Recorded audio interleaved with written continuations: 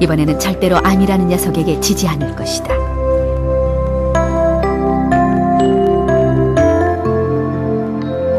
저녁 식사를 준비할 무렵이면 정희 씨네는 활기로 넘친다.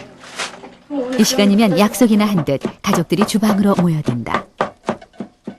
칼질하는 솜씨가 보통이 아닌 남편. 아내가 아픈 후 부엌 일을 도맡아 왔다. 작은 딸도 손끝이 야무진 게 한두 번 해본 솜씨가 아니다. 지영이 나이 또래 아이들은 집에서 일할 시간이 없어요. 근데 엄마 때문에 집안일 시키면서 주부습진까지 걸려가지고 너무 미안해요. 불평 한마디 없이 집안일을 분담해준 가족들이다. 지지고 그런 건 잘해. 맛이 없는데요. 정상으로 생각해서 맛있게 먹어요. 웃기고 있네. 얘들한테 물어봐 누가 더 맛있는지. 아빠 요리. 맛있는데? 엄마보다 잘하잖아. 치사하게. 치사하게. 난 진실만 거. 엄마 역할을 제대로 못해줘서 미안한 마음도 있지만 고마운 마음이 훨씬 크다. 밥상에는 주로 정희 씨가 좋아하는 반찬들이 오른다. 워낙 가리는 것도 많은 데다 항암 치료로 입맛을 잃은 아내에 대한 남편의 배려다. 정희 씨도 남편이 차려준 음식만큼은 맛있게 먹는다. 너한테 혼난다. 아프고 나서 좋아졌어요. 에이. 맞잖아. 아프고 나서 몇 명 안 해. 이제 몸을 위해서 먹어야 되니까 이것저것 잘 먹고요. 원래 고기도 잘 안 먹었어요. 유방암은 재발 이후가 중요하다. 유방암의 재발률은 1기엔 5%로 거의 드물고 2기 때는 15%에서 나타나다가 3기에 이르면 40에서 50%까지 증가한다. 하지만 5년 생존율은 간암이나 대장암에 비해 유방암이 상당히 높은 편이고 재발한다 해도 정상적인 생활이 가능하다.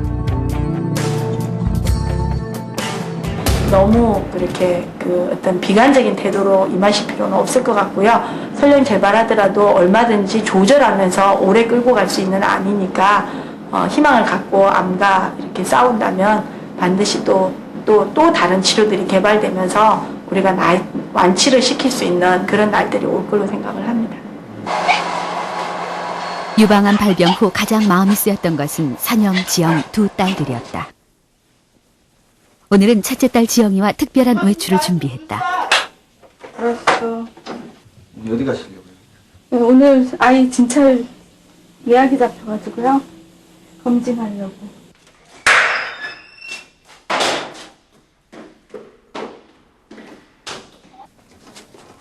21살 어린 나이지만 선영이는 3년 전부터 유방암 정기 검진을 받고 있다.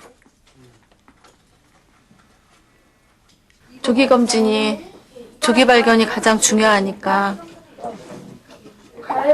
저처럼 림파선 전이 될 때까지 기다리지 않아도 돼요. 조기에 발견하면 뭐 항암 치료도 안 하고 그러니까. 그동안 잘 지냈어요. 있는 것 때문에 어차피 경과관찰도 해야지 되고 해서 올 때 됐으니까 너무 크게 걱정할 필요는 없을 것 같은데요. 걱정 마시고 다시 한번 볼까요? 얼굴 안 나오세요, 걱정. 엄마가 유방암이면 딸이 유방암에 걸릴 확률은 3배 정도 높아진다. 엄마가 유방암인 경우 엄마가 발병한 나이보다 10살 앞서 정기검진을 시작하면 된다. 자신의 병을 딸에게 되물림하는 것, 그것만큼은 어떻게든 막고 싶은 것이 엄마의 마음이다. 다 괜찮아요. 일부러도 지난번에 있던 거 그대로고 별로 뭐 차이 나는 거 없거든요. 조그맣게씩 있는 것들은 다 그대로 다 잘 있어요. 그래서 그렇게 뭐 걱정. 괜찮다는 말을 듣고서야 한시름을 놓는 정희 씨.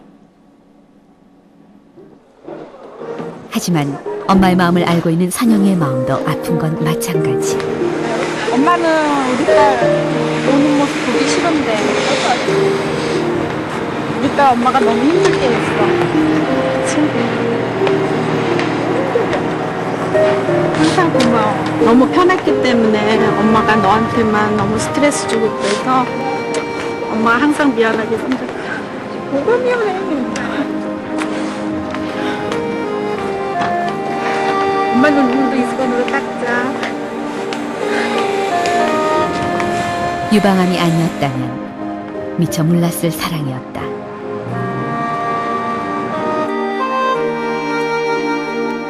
제가 3월달 걸 못했어. 가족만큼이나 큰 힘이 돼준 것이 유방암 환우들의 모임 민들레다. 질긴 민들레처럼 희망의 끈을 놓지 말자는 의미에서다. 그 항암 치료 받는 과정에서 어떤 이제 좀 불편함 같은 거 먼저 겪었으니까 그 항암 주사 맞고 어느 정도 되면 그런 불편함이 있다. 그러면은 좀 쉽게 견디고 또 우울증에 이렇게 시달리는 환자들도 있어요. 그럴 때 이제 서로 격려해주고. 똑같이 유방암을 앓는다는 인연으로 만난 사람들. 그래서 때로는 가족들보다 편하다. 매주 수요일에 있는 정기 모임. 55년. 나고 정답이다. 우리 셋이 나야 그럼.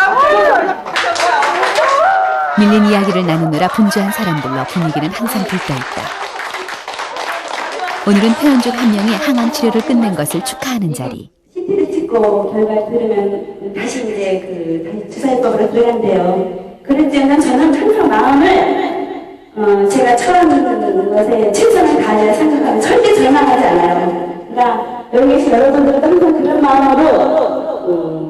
그런 마음으로 모든 생활을 해주시기 너무 바라고. 여기 오는 날은 굉장히 기분이 좋아요. 그리고 이제 여기 왔다 가면 한동안은 좋아요. 기분도 좋고 생활하는데 굉장히 활력소가 많이 돼요. 한정희 씨에게 암은 어느 날 갑자기 찾아온 불청객이었다. 혼자 이겨내기엔 너무나 큰 시련이었다.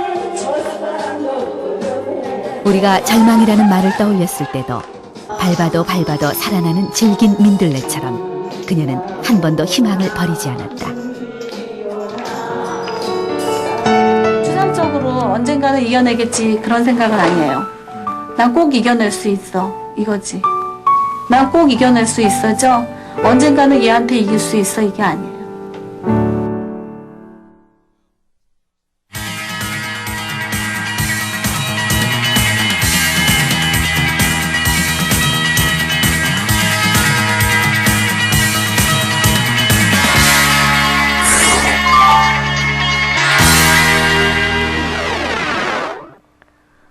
잘 먹고 잘 사는 법을 추구하는 이른바 웰빙 시대를 맞아서 자연의학이라 불리는 보완대체의학이 관심을 모으고 있습니다. 암치료법의 예를 들어서 쉽게 설명하면 수술, 방사선, 항암제 이 세 가지가 현대 전통의학의 대표적인 요법이고 그 외의 치료법이 보완대체의학에 속합니다. 오늘은 특히 간질환을 중심으로 한 보완대체의학의 치료법을 살펴보겠습니다.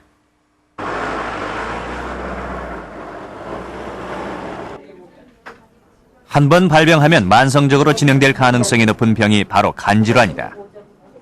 절박한 환자들은 민간요법에 의존하다 오히려 병을 악화시키는 경우도 있다.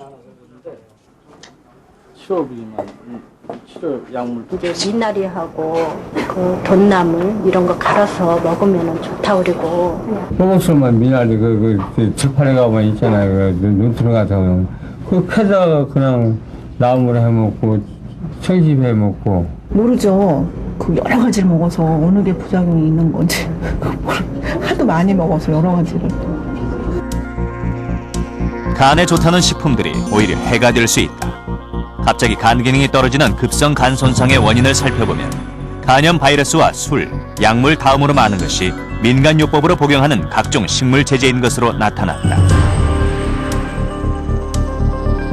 특히 이제 그 간질환이 있는 경우에는 간 기능이 떨어졌기 때문에 그러한 약제들이 이제 간에서 이제 대사가 돼야 되는데 이런 대사 능력이 떨어져 있죠. 떨어졌기 때문에 이제 그런 그 대사가 안 돼서 이게 체내에 축적이 됨으로 해서 이제 나쁜 영향을 미칠 수가 있고. 우리나라 40대 남성의 사망 원인 1위를 차지하는 간질환은 급성에서 시작해 만성 간염에서 간암으로 발전하는 순서를 밟는다. 문제는 이러한 진행 과정을 막아줄 뚜렷한 치료법이 없다는 것이다. 김정수 씨도 이러한 절차를 밟았다. 만성 간염이 간경화로 진행됐고 지난 1월